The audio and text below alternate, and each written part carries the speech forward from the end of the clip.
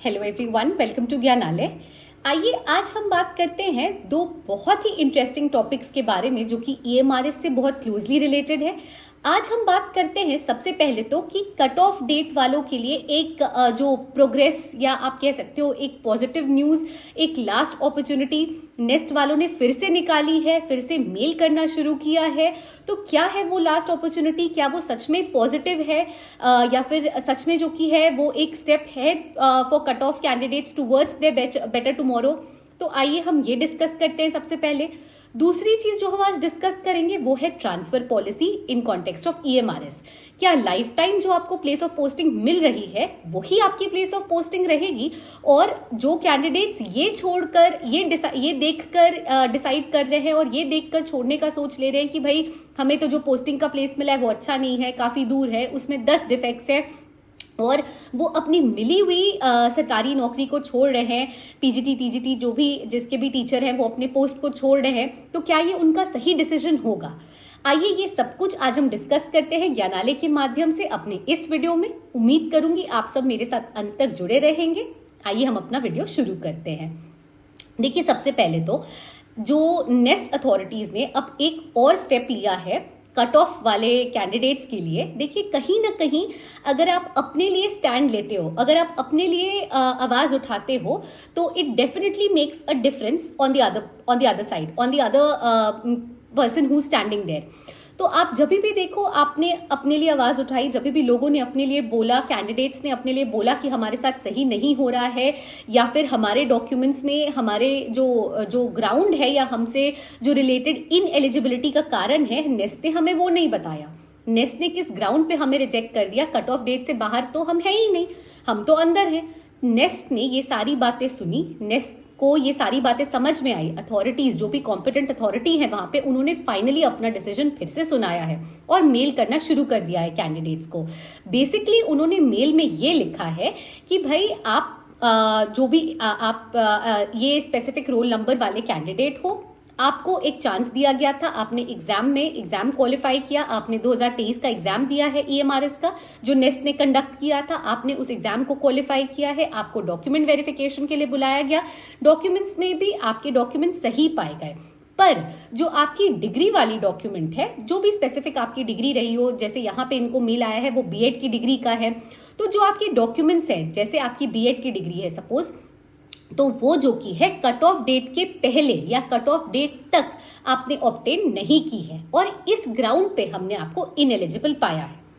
पर अगर आपको लगता है कि जो आपके ओरिजिनल डॉक्यूमेंट्स है, जो आपको यूनिवर्सिटी, इंस्टीट्यूशन, ऑर्गेनाइजेशन जहां से भी मिले हैं, वो कट ऑफ डेट या कट ऑफ डेट के अंदर हैं, और आपको लगता है कि आप खुद का स्टैंड ले सकोगे हमारे सामने, और आप जो की है कॉन्फिडेंटली प्रूव कर सकोगे कि आप जो की है जो कट ऑफ हमने सेट किया है उस कट ऑफ डेट को एक्सटेंड नहीं कर रहे हो किसी भी हाल में, तो हम जो की है आपको एक और चांस देना चाहते हैं अपने डॉक्यूमेंट को सही प्रूफ करने का हमारे सामने। और ये आप कर सकते हो जब भी जो की है आप हमारे सामने अपीयर हो।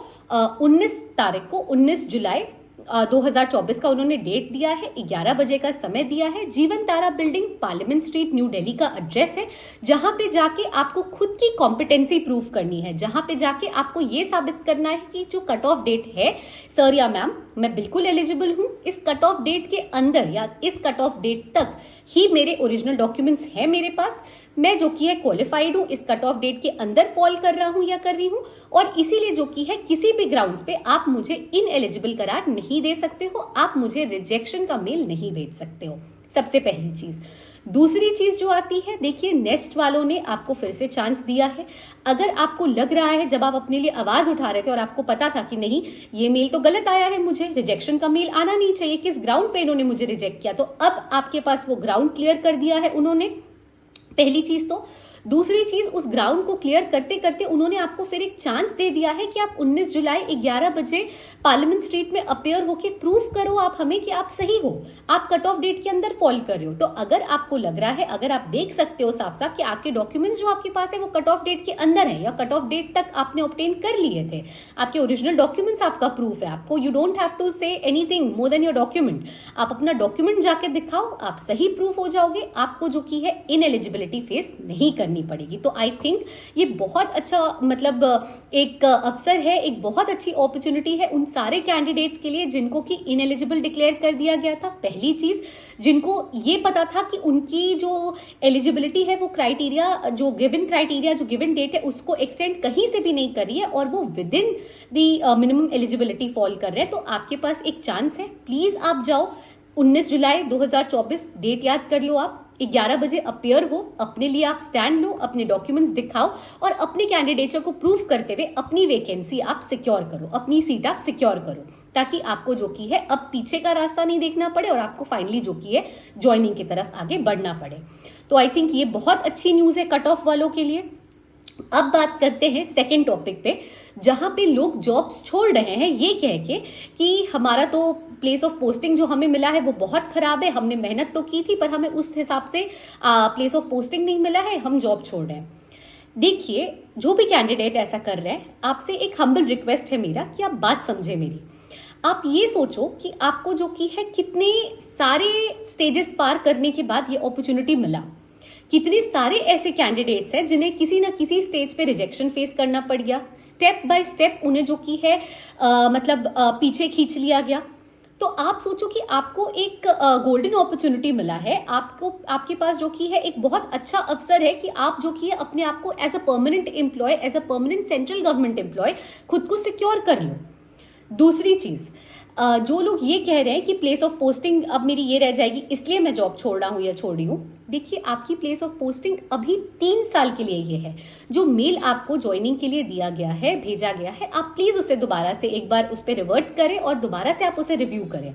वहां पे क्लियरली लिखा है कि ये जो आपकी प्लेस ऑफ पोस्टिंग है that is initially for 3 years, यानी स्टार्टिंग के 3 साल के लिए वो यहाँ है, आप उस पर्टिकुलर प्लेस पे हो। और उसके बाद जो की है आपकी place of posting can be given anywhere in India, मतलब 3 साल के लिए आप यहाँ हो, क्योंकि अभी इनकी ट्रांसफर पॉलिसी ही नहीं है। ईएमआरएस के पास अपनी ट्रांसफर पॉलिसी नहीं है जो कि अभी अथॉरिटीज को फ्रेम करनी है। जब ट्रांसफर पोर्टल बन जाएगा आपको से मिलेगा कुछ ना कुछ, आपको प्रेफरेंस देने का हो सकता है मौका दिया जाए, आप जो की है किसी से इस कॉन्टेक्स्ट में बात कर सकोगे शायद आगे चल के। लेकिन क्या नौकरी छोड़ देना एक बैग जिसके लिए आपने इतनी मतलब शिद्दत से ये नौकरी पाई, इतनी मेहनतें की, और अब फाइनली आप बस एक ये सोच के कि मुझे मतलब यहीं रहना पड़ जाएगा इसलिए मैं नौकरी छोड़ रहा हूँ या छोड़ रही हूँ, वो भी बिना पूरी बात जाने, ये आप सही डिसीजन नहीं लोगे मेरे हिसाब से। आप ये चीज के लिए श्योर रहो कि 3 साल के लिए, ये इनिशियल 3 साल जो पीरियड है आपका, स्टार्टिंग जो 3 साल जो फर्स्ट 3 years ऑफ आपके जॉब का है, वो आप उस पर्टिकुलर प्लेस पे हो जहां पे कि अभी एज टीचर आप ज्वाइन कर रहे हो, लेकिन एज एन एम्प्लॉय अभी आप जहां ज्वाइन कर रहे हो, लेकिन उसके बाद आपका ट्रांसफर कहीं पे भी हो सकता है, क्योंकि उसके बाद ये लोग अपनी ट्रांसफर पॉलिसी को फ्रेम कर लेंगे, एक ट्रांसफर पोर्टल होगा बाकायदा इनके पास, और उसके बाद जो कि कहीं ना कहीं ये लोग आपसे आपके प्रेफरेंस को पूछेंगे, कहीं ना कहीं आपको कुछ ना कुछ से जरूर मिलेगा उस प्लेस पे करवाने के लिए आपकी पोस्टिंग, जहां पे कि ईएमआरएस स्कूल्स हैं। हम सब जानते हैं कि 740 ईएमआरएस स्कूल्स हैं, और मतलब उसमें से अब कुछ ही हैं जो शायद नॉन फंक्शनल होंगे, सारे के सारे फंक्शनल स्कूल्स हैं। तो आप ये सोचो कि आपके पास आगे चल के मौका होगा, ये 3 साल जब आप खुद को एक बेटर वर्जन में ला सकते हो, you have a chance of remoulding your personality. क्या अभी के ये 3 साल बस आप देखकर अपने आने वाले जो फ्यूचर है, जो कि एक सुनहरा सिक्योर्ड फ्यूचर है आपका, being a government job, being in a government job and working as a government employee, क्या आप वो त्याग देना चाहते हो? क्या वो आपका डिसीजन सही होगा? आप खुद से सोचो। इस 3 साल के लिए आपको अपनी नौकरी नहीं छोड़नी चाहिए। इस 3 साल के बाद इनका ट्रांसफर पोर्टल भी होगा, इनके पास ट्रांसफर गाइडलाइंस भी होंगे, ये लोग ट्रांसफर पॉलिसी भी फ्रेम कर चुके होंगे, और आपको जो की है किसी अच्छे जगह पे ट्रांसफर मिलने की, किसी अच्छे जगह पे पोस्टिंग मिलने की, जहां पे भी ईएमआरएस स्कूल्स है उसके पूरे चांसेस हैं। तो please don't miss this job, please don't leave this job. Cut off वाले भी प्लीज टाइमली जाए, और जो की है जो जिनको पता है कि वो सही है, उनके डॉक्यूमेंट सही है, प्लीज अपियर होएं, क्योंकि इसके बाद आपको कोई चांस नहीं दिया जाएगा। हाँ, अगर आप उस कट ऑफ डेट के विद इन फॉलो ही नहीं करते हो तो वहां जाने का कोई ये नहीं है। आपको एक सीक्वेंस नंबर भी दिया गया है कट ऑफ वालों को जिनको मेल आ रहा है, काइंडली उस सीक्वेंस नंबर को लेते हुए जाए, उस मेल के साथ जाए, रेफर करें उस सीक्वेंस नंबर को। और जो लोग ट्रांसफर के कारण नौकरी छोड़ने का सोच रहे हैं, प्लीज ऐसा ना करें, क्योंकि ये इनिशियल 3 साल का कष्ट है, लेकिन उसके बाद एक सुनहरा फ्यूचर आपका वेट कर रहा है. So thank you so much for watching the video till the end. Please keep on extending your love and support to Gyanalaya, and please do like, share and subscribe our channel. Please stay tuned. Thank you.